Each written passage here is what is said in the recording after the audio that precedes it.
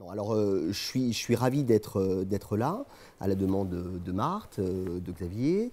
Je suis évidemment ravi de venir parler de ce traité des rapports entre ordres juridiques, puisque précisément il a été pour moi, comment dire, un compagnon l'espace de ces 6 dernières années, on va dire à peu près, hein, que je vais essayer d'expliquer. Alors moi, ce que je vous propose, c'est que le format, il est assez convivial, on est d'accord, hein, donc je ne suis pas là pour faire une grande conférence sur le traité, je suis là pour vous expliquer un petit peu ce dont nous avons parlé, comment ça s'est passé, la genèse, la méthodologie, les résultats, le champ scientifique de cet ouvrage. Et puis, je suis là aussi pour échanger avec vous, pour répondre à vos questions sur comment l'utiliser, comment le mobiliser, pour employer une expression qui nous est chère à Saint-Étienne. Voilà, donc c'est assez informel comme mode d'expression et je vous invite, n'hésitez pas à m'interrompre le cas échéant si vous avez des questions à me poser ou que vous avez une incompréhension par rapport à ce que je suis en train d'expliquer dans la genèse, dans la construction, puis dans la réalisation et enfin dans l'accouchement de cet ouvrage. Alors, je voudrais commencer par m'éloigner un peu de l'ouvrage, mais vous comprendrez très vite que c'est un éloignement absolument passager en parlant du fait que je suis reçu dans une UMR. Bon, pour moi, c'est important. Et je vous en remercie, c'est important. Alors, ce n'est pas le cas de tous les professeurs de droit hein, qui peuvent vivre en dehors des UMR. Bon, moi, je suis né et j'ai été élevé dans une UMR. Dans une UMR qui est le CERCRIT, qui est bien connu, bien entendu, des juristes, le Centre d'études et de recherche critiques sur le droit. Et cette origine personnelle va beaucoup expliquer ma manière d'être, ma manière d'envisager le droit et ma manière d'observer la science juridique, d'accord? Parce qu'il faut toujours avoir conscience de qui on est, d'où on vient, de comment on a été éduqué, sur le plan, on va dire, intellectuel et scientifique, avant de se lancer soi-même dans sa propre recherche. Une sorte de regard de miroir, en quelque sorte. Voilà, donc moi, je suis issu d'une UMR, ça a du sens, je pense que mes deux collègues qui sont là ne le nieront pas, ça a du sens dans la manière d'envisager la recherche, ça a du sens dans la manière d'envisager la méthodologie scientifique, ça a du sens dans la façon d'aller chercher des résultats scientifiques, c'est un art que nos collègues du CNRS maîtrisent très bien, que nous, les professeurs de droit universitaires plus classiques, on maîtrise parfois, pas toujours. En tout cas, un certain nombre de collègues ne le maîtrisent pas, force est de le constater. Bon, voilà, quand on vit à l'intérieur d'une UMR, il y a quand même une ambiance méthodologique et de recherche qui est particulière. Donc, je suis vraiment ravi d'être reçu dans une UMR. Et du coup, ça me conduit à vouloir vous parler de mon UMR, le CERCRID. Il faut que vous envisagiez cette UMR comme une sorte d'UMR un peu révolutionnaire à l'époque où elle a été mise en place, le Centre d'études et de recherche critique sur le droit, qui a été fondé par le professeur Antoine Jameau, par Évelyne Serverin, par Marie-Claire Rivier, par Pascal Ancel, donc qui n'étaient que des privatistes, c'est intéressant déjà à observer, mais qui avaient déjà cette idée qu'il convenait de transcender la summa divisio au droit public, droit privé. Alors, en ce qui les concernait, ils avaient tendance à considérer qu'il fallait transcender la summa divisio au droit public, droit privé au profit du droit privé, mais passons, voilà, il fallait déjà amorcer le cheminement intellectuel. Donc voilà, moi depuis que je suis doctorant, je vis dans une ambiance qui est une ambiance critique quant au droit. D'accord? Alors critique, ça ne veut pas dire stérile, ça ne veut pas dire polémique, critique au sens intellectuel du terme, c'est-à-dire porter un regard sur les présupposés intellectuels. D'accord? Être en capacité de déconstruire des raisonnements a prioristiques. Être en capacité d'observer des réflexes et ensuite de les transformer en recherche méthodologique. D'accord? Alors chez nous, ça se traduisait par un travail empirique, c'est-à-dire qu'il y avait l'idée qu'on ne pouvait pas bien travailler si on ne faisait pas une recherche absolument empirique pour pouvoir, en quelque sorte, aller confronter la réalité des résultats par rapport aux fameux présupposés méthodologiques. Voilà. Donc c'est comme ça qu'on fonctionnait, et du coup, il y avait évidemment un soubassement de théorie du droit absolument fondamental au CERCRID, qui m'a nourri et qui continue à me nourrir, un soubassement de théorie du droit dans lequel il fallait faire très attention à ce qu'on disait, c'était d'ailleurs parfois un petit peu, pour le doctorant que j'étais, annihilant, hein, d'avoir en face de moi des grands collègues qui avaient une bonne maîtrise d'un certain nombre de méthodologies. Voilà, il fallait faire très attention chez nous à ne pas mélanger jurisprudence et contentieux, à ne pas mélanger notions et concepts, à ne pas mélanger discipline et branche du droit, car si on opérait ces mélanges ou ces amalgames, attention, immédiatement, il pouvait y avoir une sorte de de mise en difficulté. Voilà, donc on a toujours beaucoup pesé nos mots, Cercride, on a toujours réfléchi le droit comme quelque chose qui devait se regarder dans le champ de son herméneutique, on a toujours beaucoup travaillé sur les méthodologies, on a toujours beaucoup confronté nos méthodologies, on a toujours cherché des résultats, mais des résultats sans présupposer, ce qui ne veut pas dire d'ailleurs qu'in fine le résultat ne conduise pas à la même solution que celle qui était présupposée, mais en tout cas, cela aura été vérifié notamment par la démarche empirique, et c'est donc là-dedans que j'ai été construit. J'ai été construit là-dedans, tout en ayant un directeur de thèse qui n'était pas du tout dans cet état d'esprit. Donc ça, je ne vous dis pas cela pour parler de moi, mais simplement parce qu'il convient que vous compreniez comment on se construit sur un plan doctrinal. Et moi, je suis un petit peu dans cette ambiguïté, c'est-à-dire qu'à la fois, j'avais un directeur de thèse, professeur Fabrice Picot, professeur Panthéon-Assas, avec un regard, on va dire peut-être plus classique, mais le professeur Picot est quelqu'un d'extrêmement ouvert, comme je suis désolé de le dire, mais souvent les européanistes, hein, quand on est européaniste, forcément, on porte un regard ouvert sur le droit. Voilà, donc moi j'étais un petit peu dans ces deux éducations, et quand j'ai fait ma thèse, bah, évidemment, j'étais sur ces deux ressorts. Donc cette idée de l'herméneutique, de la méthodologie, de déconstruire les présupposés, elle est dans ma nature. Je considère peut-être à tort qu'elle devrait être dans la nature de tous les juristes, et elle a présidé évidemment à ce traité. Alors il y a une autre idée qui était importante pour moi, c'était l'idée de la doctrine. D'accord ? Quand on fait de la recherche critique sur le droit, il y a l'idée d'être doctrine, ou de faire doctrine. Moi, ce que je crois, pour, comme vous tous, beaucoup lire la littérature juridique aujourd'hui, c'est que beaucoup de choses sont écrites pour rien.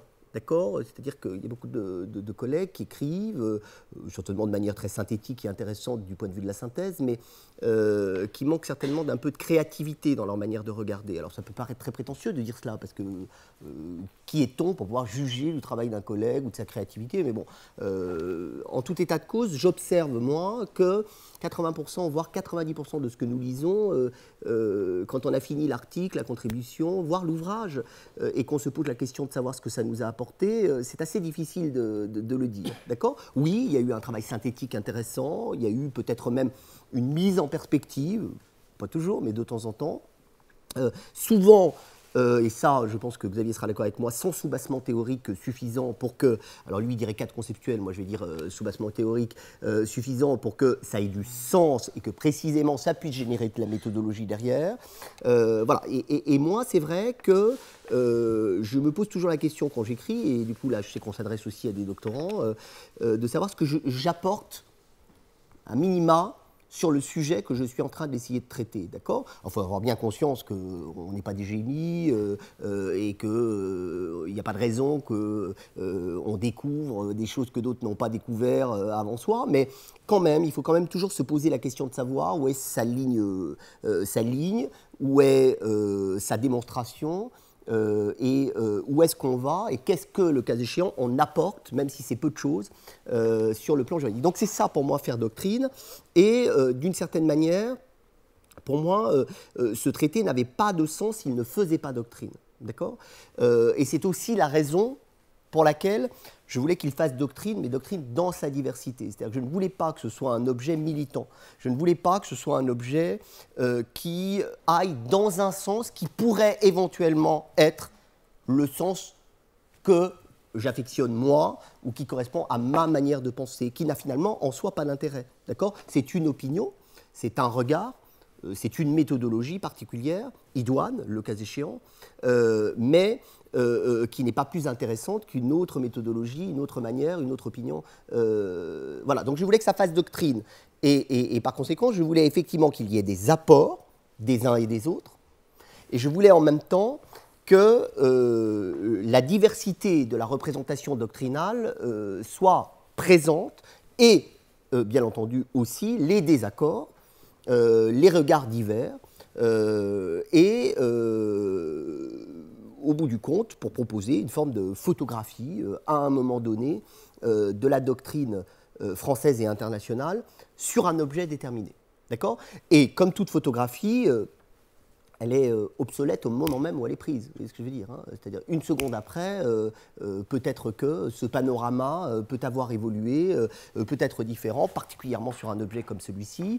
Mais ça n'est pas grave, car avoir cette photographie à un moment donné, sur un panel aussi important, 126 auteurs, ça commence quand même à être un peu représentatif de quelque chose, ça permet d'avoir une bonne idée de comment les uns et les autres se situent par rapport à un objet, et donc de faire doctrine. Alors du coup, pour qu'il y ait cette idée doctrinale, c'est vrai que j'ai essayé d'instaurer une méthodologie particulière, alors qui m'a valu beaucoup de discussions avec certains, avec d'autres pas du tout d'ailleurs, et j'ai demandé une déconstruction. D'accord ? C'était vraiment le cœur de cet ouvrage. J'ai demandé une déconstruction, donc une déconstruction des raisonnements a prioristiques, une déconstruction des présupposés, et Dieu sait si en matière de rapport entre ordre juridique, il y en a énormément, hein, les présupposés sur la souveraineté, les présupposés sur l'État, les présupposés sur la norme constitutionnelle, les présupposés sur le rôle du juge, les présupposés sur le dialogue des juges, les présupposés sur les fondements théoriques du traitement des rapports de système, les présupposés sur les rapports de système eux-mêmes, les présupposés sur l'Union européenne, les présupposés sur la CEDH, etc. Chacun étant dans ses propres présupposés. D'ailleurs, on peut même se demander si le fait de vouloir déconstruire les présupposés n'est pas déjà un présupposé, mais voilà, en tout cas, le cercle peut être vertueux dans ce champ-là. Donc j'ai demandé aux uns et aux autres de repenser. D'accord ? La méthodologie de base a été là. Alors j'avais bien conscience que c'est une entreprise un peu ambitieuse, peut-être même un peu disproportionnée, repensée, mais vous voyez, c'était une façon d'amorcer. Et donc j'ai eu une grande discussion avec Mireille Delmas-Marty fortement, avec François Host beaucoup, avec Denis Allan, avec d'autres, sur cette question de repenser, parce que j'avais pas mal de collègues qui étaient finalement assez mal à l'aise avec cette idée qu'ils auraient la capacité intellectuelle, eux, à repenser des notions qui finalement appartenaient à tout le monde. Bon, mais j'ai réussi à faire accepter cette idée-là. Alors, parfois, il a fallu que je mette un peu d'eau dans mon vin en acceptant des sous-titres, c'est-à-dire qu'en gros, les collègues ont choisi un titre de leur contribution dans lequel il n'y avait pas repensé. Je leur ai simplement demandé l'autorisation de mettre au-dessus un sous-paragraphe avec écrit repensé. Ça a été notamment le cas avec Mireille Delmas-Marty, ce qui n'est pas étonnant. Mais vous voyez, c'était une façon d'amorcer l'idée qu'on pouvait tout à fait partir d'un point A qui était le présupposé, pour revenir à ce point A tout en ayant vérifié que ce présupposé n'était pas qu'un présupposé. D'accord ? Donc ça ne voulait pas du tout dire qu'il fallait remettre en cause la souveraineté, qu'il fallait remettre en cause l'État, qu'il fallait remettre en cause la norme constitutionnelle, remettre en cause la définition du droit, remettre en cause la définition des disciplines. Non.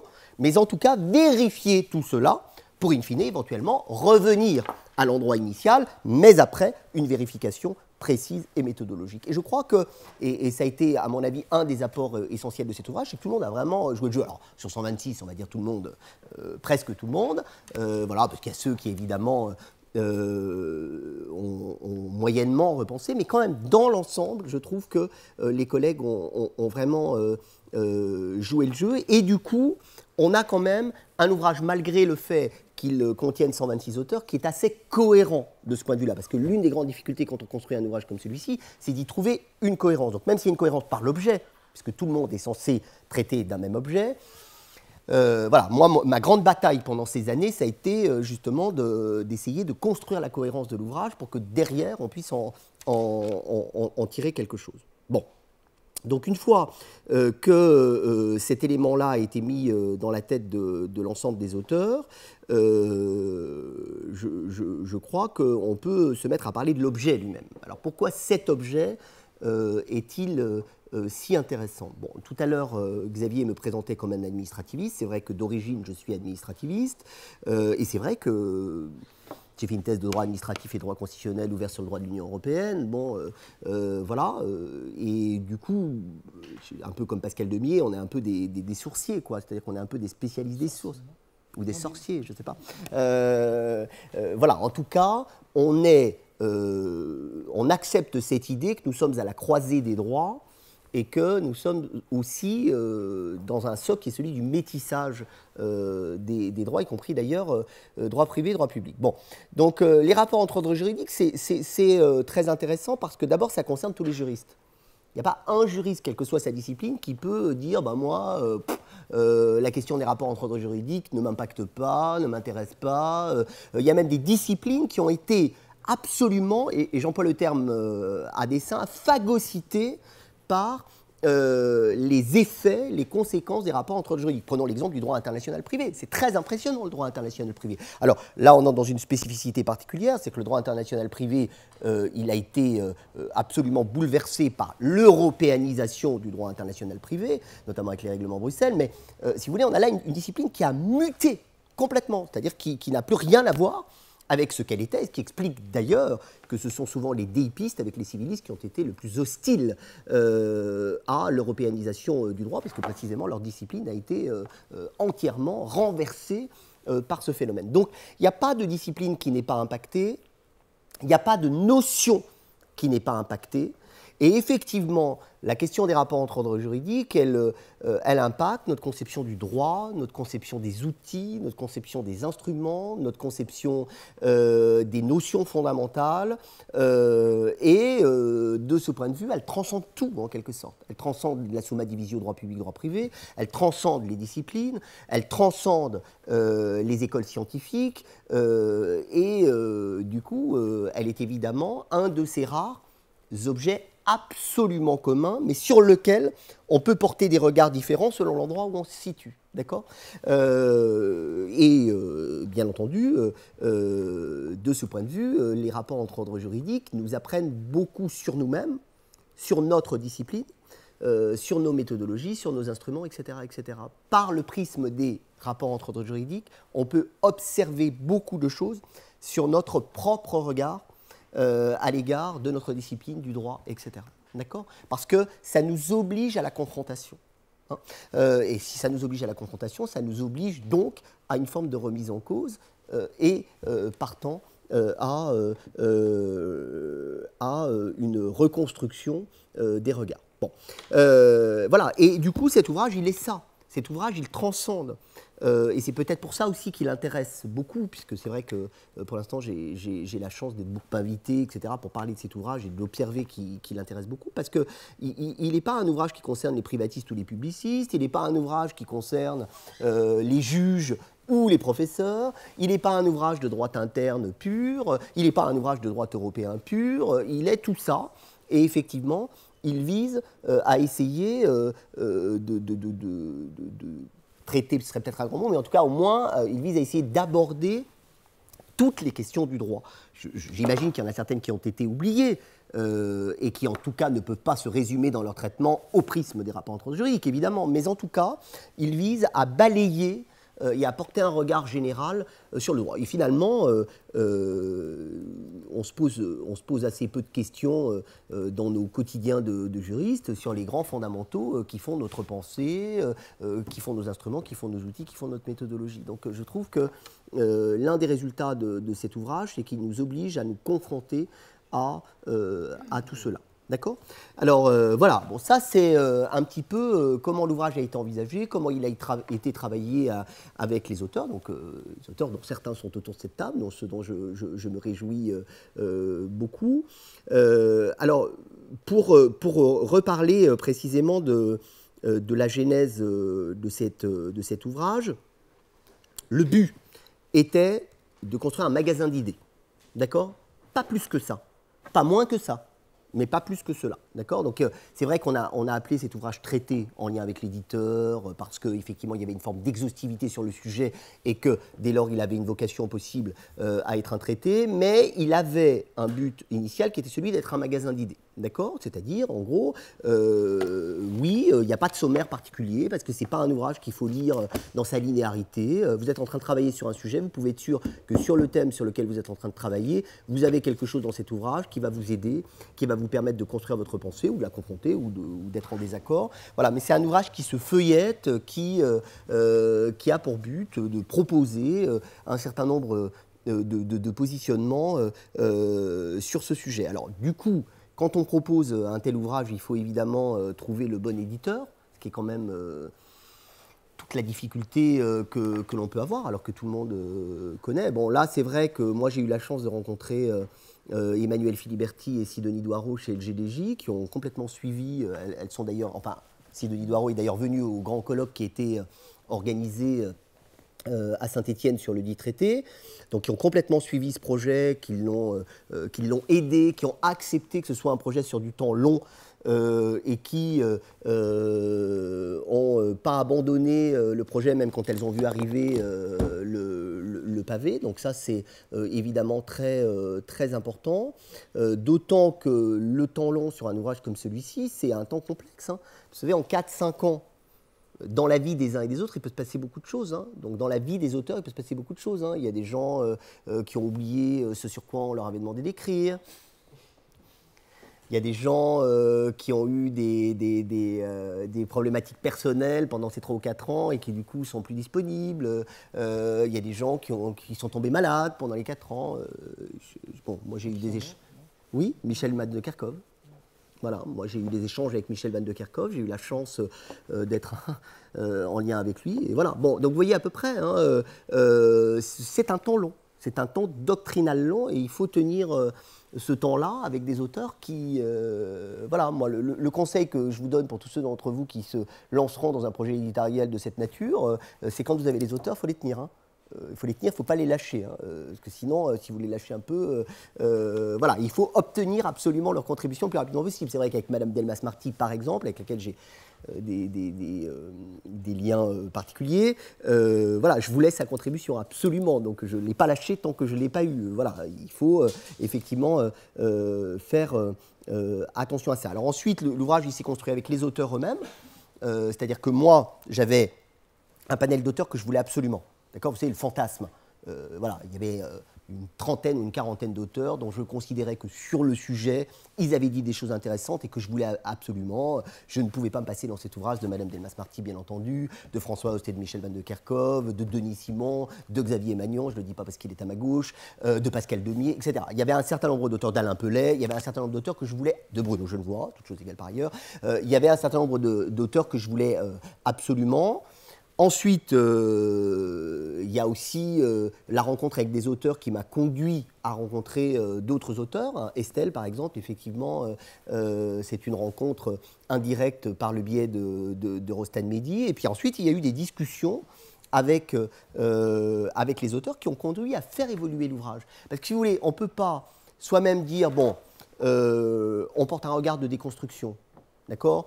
On part du postulat que le droit, ça n'est pas statique, que le droit, c'est dynamique, que le droit, c'est un processus bien plus qu'un concept, d'accord ? Que le droit, c'est un mouvement permanent et que les rapports entre ordres juridiques génèrent ce mouvement permanent d'adaptation du droit à des réalités particulières, d'accord ? Avec un soubassement théorique, le cas échéant, qui lui-même est en mouvement permanent. Bon, on ne peut pas dire ça et en même temps dire aux auteurs, c'est comme ça. Donc non, l'ouvrage, il a beaucoup évolué, y compris dans son organisation, en lien avec les auteurs. Il y a des auteurs qui m'ont fait changer des choses.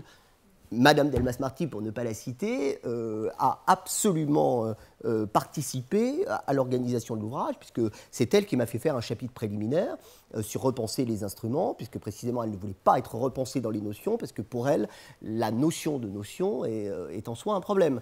D'accord ? Voilà. Mais c'est bien, c'est ça que je voulais. D'accord ? Donc je n'allais pas, après des échanges longs, avec Madame Delmas-Marty, lui dire « Ah ben non, je suis resté sur un plan, etc. » Non, non, il fallait précisément, là, accepter cette idée du mouvement. Donc ça a beaucoup évolué, et puis ça a évolué aussi en fonction de ce qui arrivait, c'est-à-dire des résultats qui m'arrivaient, et des contributions qui, à un moment, ont commencé à remplir ma boîte mail.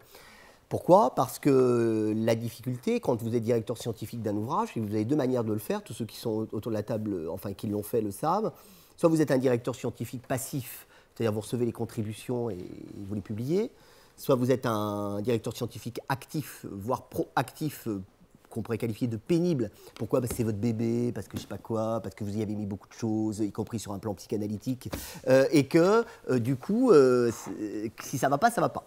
Donc moi, il y a eu un moment où les contributions sont arrivées, où j'en ai renvoyé beaucoup. D'accord ? Donc ça, je veux vous en parler parce que je trouve que dans la construction de l'objet, ça a été vraiment un moment très difficile pour moi. D'accord ? Parce que j'ai vu arriver des contributions qui était absolument satisfaisante, on se comprend bien, pas satisfaisante sur le plan de ce qui est dit, parce que ça, c'est pas, j'ai pas d'opinion à avoir sur ce qu'un tel ou un tel pense des rapports entre autres juridiques, sur l'impact que ça a pu avoir sur sa discipline ou autre, c'est pas, là-dessus, il n'y a pas de débat à avoir, mais des contributions qui n'étaient pas satisfaisantes, on va dire, soit sur la méthodologie, soit sur la manière d'appréhender le sujet, soit sur la manière de ne pas le traiter. Et il m'a donc fallu, parfois même à des collègues extrêmement imminents, voire face à des collègues qui sont considérés comme les plus importants de leur discipline, renvoyer les copies. Alors ça a été très très compliqué, je dois dire. Il a fallu que je fasse preuve de beaucoup de diplomatie. Certains collègues l'ont très mal pris. Mais il y en a aussi qui ont rebondi lors de ton colloque en assumant le fait d'avoir été avec beaucoup d'humour. C'est vrai. Alors là, Xavier parle de Didier Truchet. Alors bon, c'est vrai que renvoyer une copie à Didier Truchet, c'est toujours compliqué. Surtout que j'ai beaucoup d'admiration pour l'homme et pour ce qu'il fait. Oui, alors je ne l'aurais pas dit.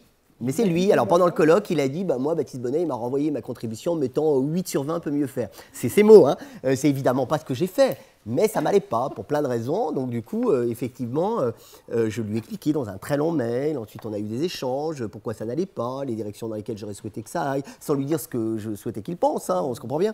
Voilà, je l'ai fait avec d'autres. J'ai renvoyé exactement 19 contributions, donc sur 126. Bon, c'est beaucoup quand même. Et en plus, 19 sur des collègues Maus, quoi. Voilà, donc ça a été compliqué. Certains l'ont mal pris, avec lesquels il a fallu rediscuter, puis finalement ceux qui l'avaient parfois mal pris ont fini par admettre l'idée qu'au bout du compte ça les avait enrichis sur leur propre contribution.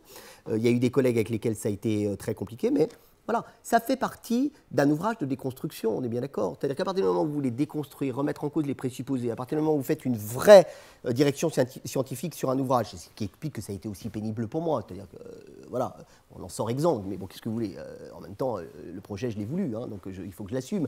Voilà, mais il y a un moment où il y a vraiment une confrontation des idées et où il faut faire comprendre aux collègues qu'on ne leur demande pas, en quelque sorte, de penser à. On leur demande d'adopter une méthodologie pour dire ce qu'ils veulent dire, mais sur le fondement de cette méthodologie. Et ça, c'est pas si simple avec un certain nombre de collègues. Mais bon, certains d'entre eux m'ont dit qu'ils avaient mouillé la chemise et que ça faisait longtemps qu'ils n'avaient pas mouillé la chemise autant et que, notamment, ça les avait conduits à réfléchir leur conception d'une manière très profonde. Donc pour moi, c'est le compliment le plus important. Hein. Sans parler, ce qu'on disait tout à l'heure Estelle, de la confrontation des idées. C'est-à-dire les co-auteurs qui ont été contraints de confronter les idées et d'essayer d'avancer sur un terme par cette confrontation. C'était effectivement ce que je voulais absolument. Voilà. Donc si vous voulez, les 4 ans et demi concrets, parce qu'il a été pensé avant l'ouvrage, etc., en partant effectivement du premier ouvrage, ils ont été passés à ça, à relancer les gens, à leur rappeler leur sujet, mais oui, mais 4 ans, oui, bon, à leur dire, à leur rappeler la méthodologie, parce qu'il y a eu des gens que j'ai eu au téléphone pendant 1 heure, 1h30, 2 heures, pour leur expliquer la méthodologie, comment on allait travailler, puis qui 2 ans après avaient complètement oublié, voilà, et puis de temps en temps à renvoyer les copies, et puis à gérer aussi l'écart entre les bons élèves et les mauvais élèves, c'est-à-dire les bons élèves, ce sont ceux qui ont rendu pile poil à la date, qui ont absolument respecté ce qu'on leur avait dit et qui du coup ont rendu 2 ans plus tôt que d'autres qui ont rendu beaucoup plus tard. Alors je fais le reproche à personne, puisque moi-même je suis quelqu'un qui rentre toujours très en retard, mais c'est vrai que c'est compliqué parce que du coup quand vous dites par exemple à Frédéric Sudre, qui a rendu bien la date, une contribution qui correspond parfaitement à la commande qui lui avait été passée, quand vous lui dites que l'ouvrage il n'est pas publié 6 mois après, il n'est pas publié 1 an après, il n'est pas publié 1 an et demi après, il n'est pas publié 2 ans après, et que du coup il n'y a pas une caducité de son propos, mais en tout cas il y a quand même une évolution, puisque c'est un sujet qui évolue en permanence, et que la jurisprudence en plus de la Cour qu'il avait étudiée évoluait sur la question, c'est pas simple. Vous voyez ce que je veux dire ? Donc il faut aussi gérer ce temps long avec des auteurs qui n'ont pas tous le même rythme et le même rendu.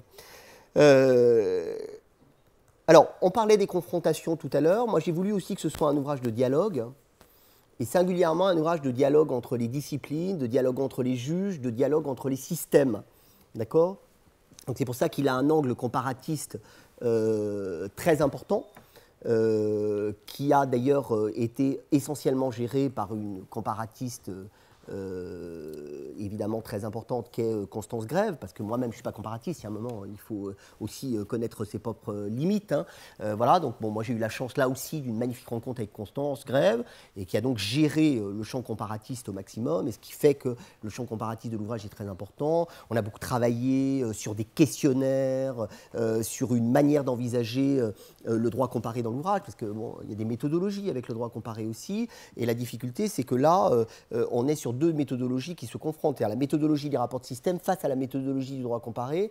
Il fallait que tout ça s'imbrique, mais ça, ce sont des choses que tu connais évidemment bien. Voilà, donc il y a eu un champ droit comparé. Il y a un élément qui peut être intéressant, alors qui est très très moyennement scientifique et qui, du point de vue du CERCRID dont je suis issu, peut poser des problèmes, c'est que il y a pas mal de questionnaires dans cet ouvrage, d'accord ? C'est-à-dire qu'on a essayé de générer un dialogue par des questionnaires. D'accord ? Enfin, j'ai essayé de générer un dialogue par des questionnaires. C'est-à-dire que j'ai envoyé à ce que j'ai qualifié de représentants des disciplines un questionnaire avec 25 ou 30 questions liées au rapport entre ordres juridiques, et j'ai posé les mêmes questions à chaque représentant des disciplines, de manière à vérifier comment chacun, du point de vue de sa discipline, répondait aux questions qui étaient soulevées. Alors, si vous voulez, sur le plan scientifique, c'est très discutable. Pourquoi ? D'abord, qu'est-ce que c'est être représentant de sa discipline ? Ça n'a aucun sens. Qui est représentant de sa discipline ? C'est compliqué. En droit civil, j'ai choisi François Terré. Bon, j'ai pas pris n'importe qui, mais est-il représentatif de sa discipline ? J'espère que non, ou plus complètement. C'est filmé, j'aurais peut-être pas dû dire ça, mais en tout cas, il est dans l'ouvrage. Voilà. En droit pénal, c'est vrai que j'ai choisi Madame Giudicelli Delage, Michel Massé, bon, voilà, qui sont plutôt dans l'angle Mireille Delmas-Marty, etc. Donc, sont-ils représentatifs des pénalistes ? Je ne sais pas. Ils ne sont pas tout à fait d'accord, par exemple, avec ce que dit Bertrand Delamy dans d'autres parties de l'ouvrage. Voilà. Donc, j'ai essayé de trouver des représentants des disciplines, de leur poser les mêmes questions pour ensuite confronter tout cela et voir s'il y avait des spécificités disciplinaires par rapport à la question. Moi, je trouve ça très intéressant. Est-ce que les pénalistes ont un regard particulier sur les rapports entre ordres juridiques ? Est-ce que les civilistes, les travaillistes, est-ce que les administrativistes, les constitutionnalistes, les DIPistes ont une manière de regarder particulière parce que leur discipline a un champ particulier ? Voilà. Et derrière, j'ai fait la même chose avec les juges.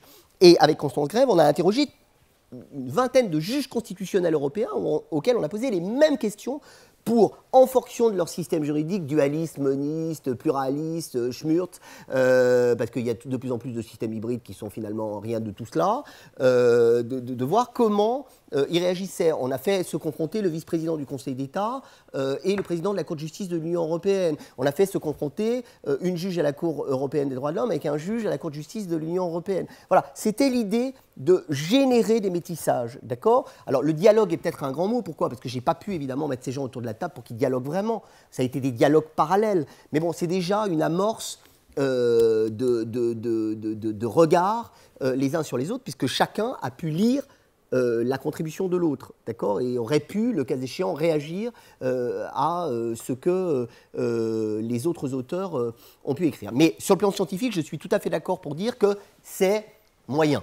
D'accord ? Mais moi, j'accepte l'idée que sur un sujet comme celui-ci, on a aussi le droit un petit peu, quand on a fait beaucoup de méthodologie, quand on a bien travaillé sur ces instruments, bien travaillé sur la mobilisation des concepts, on a le droit aussi à un peu d'intuition, à un peu d'objets vagues, à un peu de regards diffus qui viennent sur un champ qui n'est pas que juridique, apporter aussi, complémentariser en quelque sorte le regard général qui est essentiellement juridique, mais qui peut être aussi un petit peu celui du ressenti. Et c'est vrai que vous observerez dans les questions qui ont été posées dans le cadre du questionnaire, il y a aussi des questions de ressenti, presque de psychanalyse des uns et des autres sur sa conception de la souveraineté de l'État, sa conception de son rôle de juge, sur le regard qui peut être porté sur l'autre, en quelque sorte, hein, c'est ça. Hein.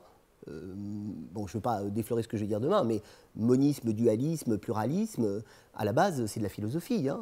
À la base, on peut remonter à Platon, à Spinoza, c'est l'altérité, c'est l'autre, c'est d'où je pars, de moi, de l'autre. Enfin bon, bref, on a déjà eu cette discussion à de nombreuses reprises, mais tout de même... Oui, ça a été écrit dans une contribution commune à tous les deux. D'ailleurs, ça te plaisait moyennement, mais tu l'as laissé passer. Voilà, mais je crois quand même beaucoup à cela. Hein.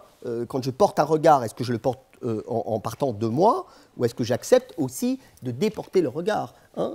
Voilà, c'est aussi l'allégorie de la montagne magique de Thomas Mann, c'est-à-dire que je descends de la montagne et je passe à la montagne suivante pour porter un regard de l'autre côté. Mais moi, je crois beaucoup à cela. Hein, donc, Moi, pas à Thomas Mann. bon, bref, ça c'est de la littérature. Donc voilà, donc on a essayé aussi de créer du dialogue, de créer des rencontres par le dialogue, et donc cet ouvrage, c'est le mélange de tout ça en quelque sorte. Voilà. Alors, le dernier point peut-être que je voudrais aborder, c'est comment utiliser, mais j'ai déjà commencé à en parler, mais comment utiliser un ouvrage comme celui-ci. Moi, je crois que alors, j'aimerais bien que ce soit un peu un ouvrage de plaisir, vous voyez ce que je veux dire? C'est-à-dire, en gros, vous savez, parfois, quand on ouvre des ouvrages, il y a un truc qu'on a envie de lire. Voilà, moi, je pense qu'il faut le feuilleter un petit peu, il faut regarder certaines contributions, par exemple, repenser l'Union européenne, et puis s'y adonner, en quelque sorte, dans un champ doctrinal, pour essayer d'observer ce qui a pu être écrit sur le sujet, et puis il ne faut pas hésiter aussi à l'utiliser comme un instrument de travail quand on a un sujet à aborder et que du coup on va piquer telle ou telle contribution pour essayer d'asseoir en quelque sorte sa démonstration. Voilà. Bon, écoutez, je crois que je vais m'arrêter là puisque déjà le public commence à partir. Il y a une surveillance d'examen. Bah oui, bien sûr. Et puis voilà, puis je suis ouvert à toutes vos questions. Voilà, ce que je voulais vous montrer, c'est qu'un ouvrage comme celui-ci, c'est un mouvement permanent. Et même au stade où il est terminé, je pense que c'est encore un ouvrage qui est en mouvement. Et ce qui est au cœur pour moi des rapports entre ordres juridiques, c'est l'arborescence des problématiques juridiques que les rapports entre ordres juridiques suscitent. L'arborescence, c'est tout autre chose que la hiérarchie, c'est tout autre chose que des notions ou des cadres conceptuels figés. C'est précisément l'arborescence, donc c'est donc le métissage, c'est donc le mouvement permanent, et du coup, c'est dans cet espace-là que se situe cet ouvrage qui se veut participer d'une forme de dynamique du droit. Voilà. Merci.